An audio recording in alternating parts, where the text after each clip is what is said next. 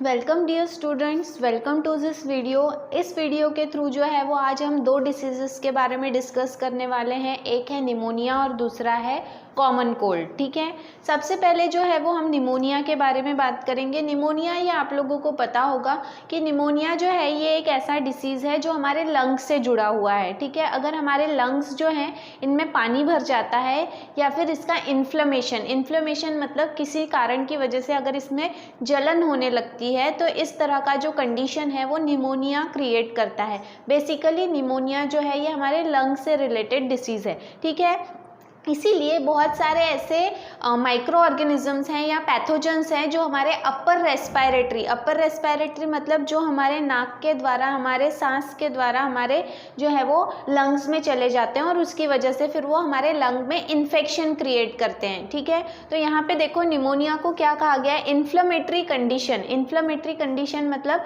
आपके लंग्स जो हैं वो जल रहे होते हैं, लंग्स में जो है वो इन्फेक्शन क्रिएट होता है, ऐसी कंडीशन को निमोनिया कहा गया है। ठीक है, तो यहाँ पर इन्फ्लेमेटरी कंडीशन ऑफ लंग या फिर एल्वुलॉय ऑफ लंग। एल्वुलॉय मैंने आपको पहले भी बताया है, लंग्स जो हैं ये बिल्कुल जैसे हम जब सांस लेते हैं तो जो हमारा विंड पाइप है उसके थ्रू, ट्रकिया जिसे हम कहते हैं, उसके थ्रू जो है वो हमारे बॉडी के अंदर जाता है। हमारे गले से जाने के बाद में जब वो हमारे चेस्ट में जाता है then it is divided into two tube like structure, दो पाइप में वो डिवाइड हो जाता है जिसे हम ब्रोंचाई कहते हैं, और फिर वो आगे जाके बिल्कुल झाड़ की टहनियों की तरह, ब्रांचेस की तरह छोटे ब्रांचेस में डिवाइड हो जाता है। हर ब्रांच जो है उसका माउथ एक बलून लाइक स्ट्रक्चर में खुलता है। ठीक है, ये जब हम सांस लेते हैं तो ये बलून फूल जाता है और जब हम सांस बाहर रिलीज करते हैं तो ये बलून जो है वो सिकुड़ जाता है। तो ये जो बलून लाइक स्ट्रक्चर्स हैं उन्हें हम एल्विलॉय कहते हैं। तो अगर एल्विलॉय में इन्फेक्शन है या लंग में इन्फेक्शन है तो उसे हम निमोनिया कहेंगे।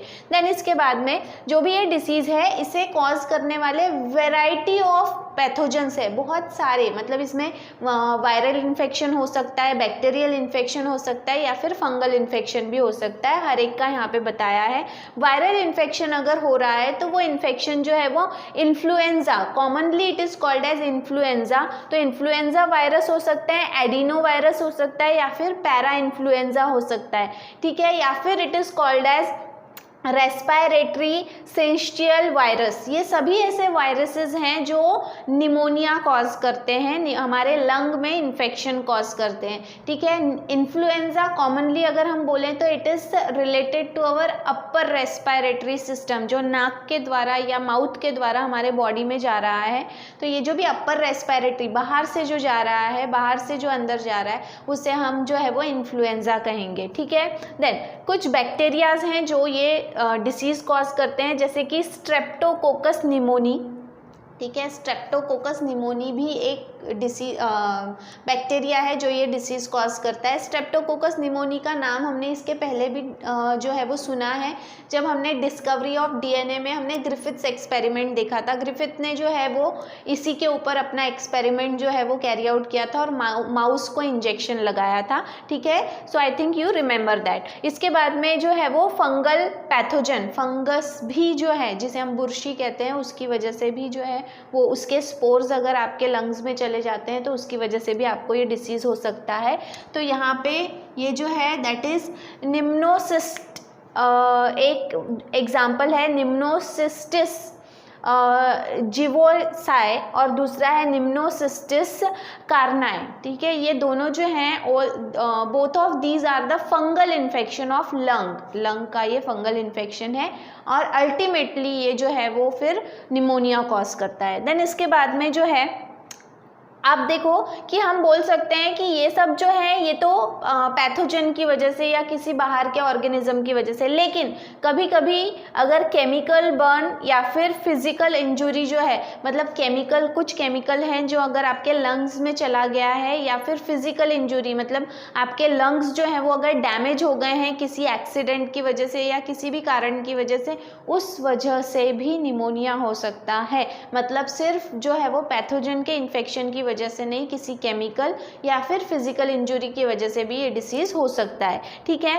देन इसके डायग्राम जो है वो आपको बुक में मिल जाएंगे, वो आपको डायग्राम जो है वो आपको देखना है बुक में, उससे रिलेटेड एज सच कुछ नहीं है, इसलिए यहाँ पे डायग्राम नहीं शो किया है। देन साइंस एंड सिम्टम्स, ठीक है। साइंस एंड सिम्टम्स क्या क्या आपको यहाँ पे सिम्टम्स जो है वो देखने मिलेंगे।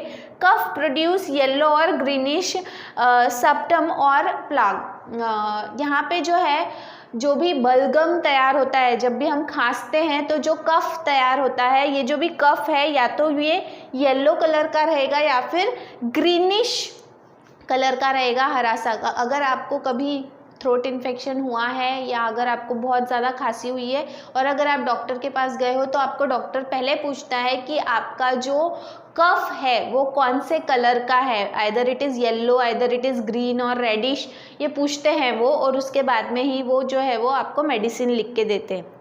हाई फीवर, ज़रूरत से ज़्यादा जो है वो आपको बुखार रहेगा। देन शॉर्टनेस ऑफ ब्रेथ, आपको सांस लेने में क्या होगी, तकलीफ होगी, ठीक है, दम भरने लगेगा। Chest pain during deep breath और कफिंग, और जब आप लंबी सांस लोगे तो आपको या तो चेस्ट में पेन होगा या फिर खांसी आएगी, ठीक है, इस तरह के इसके सिम्टम्स होते हैं। देन लॉस ऑफ एपेटाइट, आपका जो खान पान है वो थोड़ा सा कम हो जाएगा, डेली डाइट, रूटीन डाइट आपका कम हो जाएगा। फैटिग, और उसकी वजह से आपको कमज़ोरी आएगी और आपको थकावट महसूस होगी। हेडेक, सरदर्द होगा। देन वॉमिटिंग, उल्टी भी हो सकती है। जॉइंट पेन एंड मसल एक, आपके जोड़ों में दर्द होगा, और मसल एक मतलब आपकी बॉडी जो है वो आपको अकड़ी हुई लगेगी या आपके बॉडी में पूरा पेन आपको लगेगा। ये सारे जो हैं all these are the symptoms of pneumonia, ये सभी निमोनिया के सिम्टम्स हैं। इसके बाद में मोड ऑफ ट्रांसमिशन, कैसे ये ट्रांसफ़र होता है। सबसे पहले ये पर्सन टू पर्सन, एक इन्फेक्टेड पर्सन है, अगर आप उसके साथ में रह रहे हो तो और वो आपके पास में ही खांस रहा है, छींक रहा है, उसकी वजह से भी आपको ये इन्फेक्शन, अगर ये वायरल है, बैक्टीरियल या फंगल इन्फेक्शन है तो ये आपको हो सकता है, ठीक है। Then wire droplets released by infected, जैसे मैंने बताया कि जब भी हम खांसते हैं, छींकते हैं तो उसकी वजह से जो भी ड्रॉपलेट्स बाहर उड़ते हैं और वो अगर एक नॉर्मल पर्सन के बॉडी पे या उसके कांटेक्ट में आता है वो, तो उसकी वजह से जो है वो उसे हो सकता है। इवन आप कपड़े शेयर कर रहे हो बिना धोए, अगर आप दूसरे के कपड़े इस्तेमाल कर रहे हो और वो पर्सन अगर इस डिसीज़ से इन्फेक्टेड है तो वो डिसीज़ आपको हो सकता है। एंड यूटेंसिल्स मतलब उसी बर्तन में जो है वो आप खाना खा रहे हो या उसके बर्तन इस्तेमाल कर रहे हो, उसके इस्तेमाल किए हुए बर्तन आप इस्तेमाल कर रहे हो, तो उस वजह से भी आपको ये डिसीज़ हो सकता है, ठीक है। सो ये जो है उसके तरीके हैं जिसकी वजह से वो एक से दूसरे को फैलता है। देन इसके बाद में डायग्नोसिस एंड ट्रीटमेंट, ठीक है। सबसे पहले ट्रीटमेंट डिपेंड करेगा कि ये रोग किसकी वजह से हुआ है, बैक्टीरिया की वजह से हुआ है, वायरस की वजह से हुआ है, फंगस की वजह से हुआ है, या फिर फिजिकल इंजुरी की वजह से हुआ है, या केमिकल इंजुरी की वजह से हुआ है। किस वजह से ये इन्फेक्शन हुआ है उसके ऊपर डिपेंड करता है कि आपको किस तरह की ट्रीटमेंट दी जाएगी, ठीक है। अगर बैक्टीरिया की वजह से हुआ है, बैक्टीरियल निमोनिया है, तो एंटीबायोटिक्स दी जाती है, जैसे कि बेंजिल, पेनिसिलिन है, एम्फीसिलिन है, या फिर क्लोराम्फेनिकॉल, ये सभी जो हैं वो इफ़ेक्टिव होते हैं in the treatment of pneumonia से बचने के लिए। ये सारे जो है, स्पेशली कौन सा pneumonia, which is caused by bacteria, अगर वो बैक्टीरिया की वजह से हुआ है तो, ठीक है। और जैसे मैंने बताया कि अलग अलग कॉज के जो ट्रीटमेंट है वो अलग अलग हैं, ठीक है। देन प्रिवेंशन, हम इस रोग से कैसे बच सकते हैं और इसे कैसे कंट्रोल कर सकते हैं। वैक्सीनेशन सबसे जो है वो एक बोल सकते हैं हम कि सबसे इम्पॉर्टेंट इसका प्रिवेंटिव मेजर है कि जो भी लस आती है इसकी, निमोनिया की वैक्सीन आती है, वो वैक्सीन जो है दोनों बड़ों के लिए और बच्चों के लिए, दोनों के लिए ही इम्पॉर्टेंट है। तो बड़ों में भी वो दी जा सकती है, बच्चों में भी वो दी जा सकती है, इस तरह का ये वैक्सीनेशन होता है। और ये जो भी वैक्सीन है, ठीक है, vaccine against Haemophilus influenzae and Streptococcus pneumoniae is in first year of life. मतलब बच्चा जब छोटा होता है, 1 साल से कम उम्र का होता है, तो उस समय में जो है ये 2 स्ट्रेप्टोकोकस निमोनी और हेमोफिलस इन्फ्लुएंजा जो है, ये दोनों ही अपर रेस्पिरेटरी डिसीज़ हैं। जो वायरस, जो इन्फ्लुएंजा बोला है वो वायरस की वजह से होता है, और जो स्ट्रेप्टोकोकस निमोनी है ये बैक्टीरिया की वजह से होता है। तो बच्चा जो है वो 1 साल के अंदर ही उसको ये वैक्सीन दे दिया जाता है अगेंस्ट निमोनिया, ताकि उसको फ्यूचर में निमोनिया ना हो, ठीक है। लेकिन आगे चल के जो है वो निमोनिया होने के चांसेस हैं, और उसके चांसेस ये हैं, ठीक है, मोड ऑफ ट्रांसमिशन। देन इसके बाद में हमारा नेक्स्ट डिसीज़ जो है दैट इज़ कॉमन कोल्ड। हमें हमेशा सर्दी खांसी हो जाती है, that is called as common cold. Common cold जो है वो एक तरह का अगेन अपर रेस्पिरेटरी, मतलब आपके नाक के द्वारा या मुंह के द्वारा जो है जो भी इन्फेक्शन है वो चला जाता है आपके बॉडी में, उसके वजह से जो सर्दी खांसी होती है उसे हम कॉमन कोल्ड कहते हैं, ठीक है। अब इसके देखो यहाँ पे कहा है अपर रेस्पिरेटरी रीजन में ये कॉज होने वाला डिसीज़ है, इन्फेक्शन है। इसे जो है वो नेज़ोफेरेंगाइटिस भी कहा जाता है। Why it is called as nasopharyngitis. Naso मतलब नेज़ल, नेज़ल मतलब जो आपकी नाक होती है, जिसके नथुने होते हैं जहाँ से हम सांस लेते हैं, यहाँ से वो कहाँ चला जाता है, फेरिंग्स में। फेरिंग्स क्या है, तो फेरिंग्स जो है जहाँ से आपका विंड पाइप और फूड पाइप दोनों जो है वो क्रॉस होते हैं, तो यहाँ पर जो है वो इसके मतलब आपके मुंह के थ्रू भी वो जा सकता है या फिर आपके नाक के थ्रू भी वो आपके बॉडी में जा सकता है, इसीलिए उसे जो है वो नेज़ोफेरेंगाइटिस ये कहा गया है। देन इसके बाद में एक्यूट वायरल रिनोफेरेंगाइटिस, ये रिनो वायरस की वजह से होने वाला है, जो आपके फेरिंग्स में चला जाता है और फिर फाइनली वो आपके बॉडी में जाके इन्फेक्शन क्रिएट करता है, इसीलिए उसे रिनोफेरेंगाइटिस कहा गया है, ठीक है। देन एक्यूट कोरिया या फिर इसे कोल्ड मतलब सर्दी हो जाती है उसको, तो वो कहा गया है। ये जो है ये भी इन्फेक्शन है जो आपको किसी ना किसी तरह के वायरस या फिर बैक्टीरिया से होता है, इसीलिए हम बोलते हैं कि वायरल इन्फेक्शन हो गया या वायरल है या फिर बैक्टीरियल है, तो ये इसकी वजह से होता है। देन इसके बाद में it is caused by a group of viruses, एक ग्रुप है वायरसेस का जिसे जो है वो 2 कैटेगरी में कैटेगराइज किया गया है, एक है रिनो वायरस और दूसरा है कोरोना वायरस, ठीक है, जिसके बारे में अभी हमको बहुत मालूम है कि कोरोना वायरस, लेकिन ये वाला जो कोरोना वायरस है जिससे अभी पूरी दुनिया जो है वो लड़ रही है, ये जो है ये आर्टिफिशियली, मतलब हम बोलते हैं कि हमने देखा है रिकॉम्बिनेंट डीएनए टेक्नोलॉजी या जीन ट्रांसफ़र, तो ये कोरोना वायरस नेचुरल था, लेकिन इसमें जो है वो साइंटिस्ट ने कुछ आर्टिफिशियल फेरबदल किए हैं, बदलाव किए हैं, जिसकी वजह से ये इतना ज़्यादा इफ़ेक्टिव हो गया है, मतलब घर में बनाया गया है, लैब में बनाया गया है, इसीलिए इसका इफ़ेक्ट जो है वो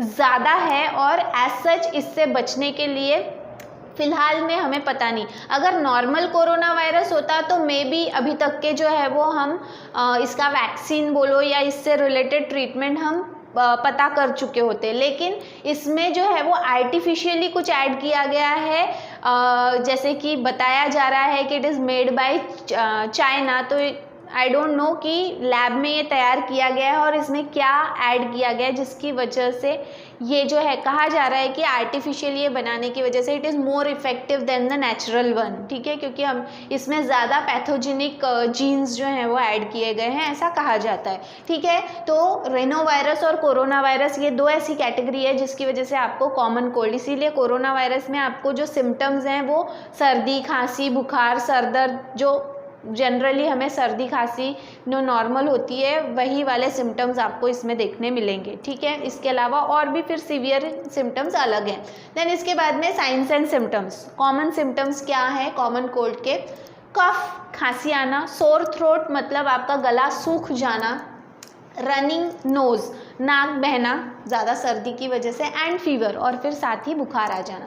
देन इसके बाद में नेज़ल कॉन्जेक्शन, नाक बंद हो जाती है हमारी, ठीक है, हमें सांस लेने में तकलीफ होती है, that is called as nasal congestion. Then sneezing, छींक आना, ठीक है। देन कंजंक्टिवाइटिस, कंजंक्टिवाइटिस जो है आपको पता होगा, वो हम बोलते हैं आँख आती है, आँख आई है, जिसकी वजह से आपकी आँखें जो है वो रेड हो जाती है, उसमें जो है वो फिर स्टिकी सब्सटेंस जो है वो तैयार होता है, कभी कभी आँखें खुल नहीं पाती है। तो ये सारे ऐसे कंडीशंस हैं जिसकी वजह से आपको जो है वो आँखों में तकलीफ होती है।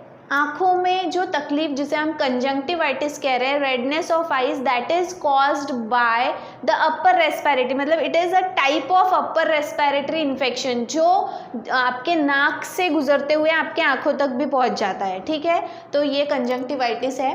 देन इसके बाद में मसल रैशेस, मसल रैशेस जो है एक्चुअली मसल रैशेस नहीं, मसल एक् होगा ये, यहाँ पे हो सकता है कि ये गलत है, मसल एक् चाहिए यहाँ पे, ठीक है।